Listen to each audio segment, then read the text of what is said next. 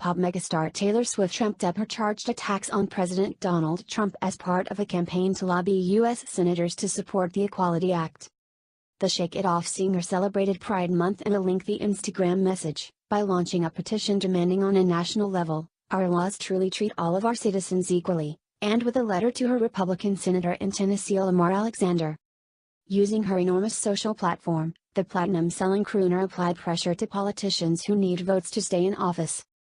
Votes come from the people. Pressure from massive amounts of people is a major way to push politicians towards positive change, Taylor Swift said. Our country's lack of protection for its own citizens ensures that LGBTQ people must live in fear that their lives could be turned upside down by an employer or landlord who is homophobic or transphobic. The U.S. House has passed its version of the Equality Act, which Taylor Swift said is filled with poison pills that threaten to undermine parental and conscience rights. In her letter to Senator Alexander, the Grammy winner said, "I personally reject the president's stance that his administration supports equal treatment of all."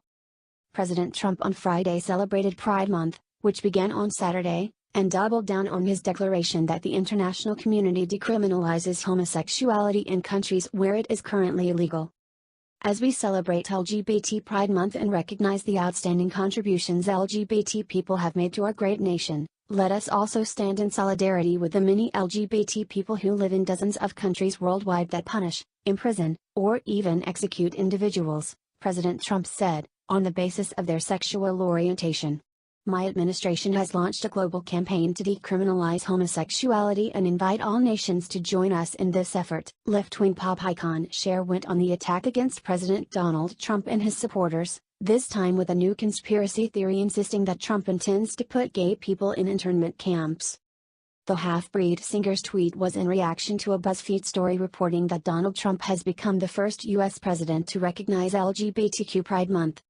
But Cher was incensed by the president's recognition of the month and hyperbolically accused Trump of looking to put gays in internment camps. Trump's first Republican president to acknowledge LGBT Pride Month. If Trump wins 2020, he'll be first to strip you of all protections, and put you in internment camps, ! He'll put his in her shoulder and stick his in her back. Wake up and smell pain, his base wants you gone, Cher said. The BuzzFeed story came on the heels of a Friday announcement by the White House recognizing LGBT Pride Month.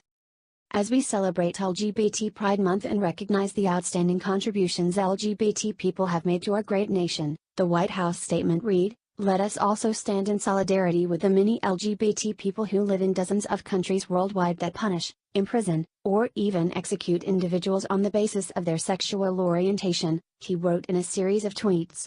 My administration has launched a global campaign to decriminalize homosexuality and invite all nations to join us in this effort. However, President Trump has been an advocate for LGBTQ people, as Breitbart News entertainment editor Jerome Hudson notes. In February, the Trump administration launched a worldwide campaign to decriminalize homosexuality. The initiative is being spearheaded by U.S. Ambassador to Germany Richard Grenell, whom Trump nominated for the post and who is among the highest-ranking openly gay officials ever to serve in the U.S. government. Actress and gun control activist Alyssa Milano reacted to the Virginia Beach shooting by blaming Senator Majority Leader Mitch McConnell. Milano suggested that the shooting would not have occurred and H.R. 8 had been voted on in the Senate. 11 killed and McConnell won't bring H.R. 8 up for a vote. Tell me again how the GOP is pro-life when they won't vote for a bill that already passed the House that would make the country safer from gun violence. No rah. The actress said. H.R. 8 is legislation criminalizing private gun sales by requiring would-be private gun buyers to undergo a background check like buyers at retail. The problem with Milano promoting this legislation now, and blaming McConnell in the process, is that NBC News reports the Virginia Beach attacker acquired his gun legally, which means he underwent a background check to get it. Democrats named the legislation H.R. 8 as a way to honor Gabby Giffords, who 8 years ago survived being shot in Tucson, Arizona. But the truth of the matter is that H.R. 8 would not have prevented her from being shot, as her attacker passed a background check to acquire his gun. If Hollywood gun control activists and other Democrats or against want to lessen the occurrences of heinous attacks, the solution is fewer restrictions on armed law-abiding citizens, not more. Law-abiding citizens must be able to shoot back, Sophie Turner, who is best known for her role as Sansa Stark on the hit HBO series Game of Thrones, has vowed to not work in a state that restricts abortion. After being asked about her thoughts about working on Game of Thrones in Northern Ireland, where abortion is illegal, the actress said, "Luckily we're moving on." Boycotting states that do not allow for women to terminate their pregnancies after their child's heartbeat is detected is the new hit craze among Hollywood elites, including Sophie Turner and her new X-Men, Dark Phoenix co-star, Jessica Chastain, who recently told Sky News that they have signed a letter vowing not to work in states where pro-life bill becomes a law. "There's a letter going around that I signed saying I'm not going to work in any state that denies rights for women, for the LGBTQ community, for anyone," said Chastain. "I'm not going to work in a state that discriminates. I signed it too. I have yet to tell my agents I signed it," added Turner. "They're going to be like, 'What? You can't work in these states?' Yeah, I can't work in these states." The 23-year-old actress was then asked about her willingness to work for the past decade on Game of Thrones, which is largely filmed in Northern Ireland, where women can face life in jail for aborting a pregnancy, noted Sky News. "There was a lot of work of Game of Thrones there, so luckily we're moving on," responded Turner. Celebrities such as Ben Stiller, Sean Penn, Alec Baldwin, Christina Applegate, and Alyssa Milano have signed a letter pledging not to work in film and television produced in Georgia, due to its strict abortion laws. The letter, which was addressed to Georgia House Speaker David Ralston and Georgia Governor Brian Kemp, states that we cannot in good conscience continue to recommend our industry remain in Georgia if a state does not allow for women to get an abortion after their child's heartbeat is detected.